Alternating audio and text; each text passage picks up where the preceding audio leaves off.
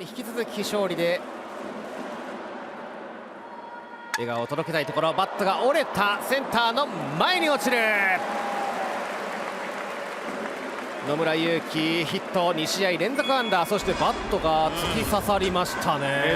珍しい光景ですね、これはね。それぐらいね鋭利っていうことなので危ないですね。やはりね、折れたバットはね。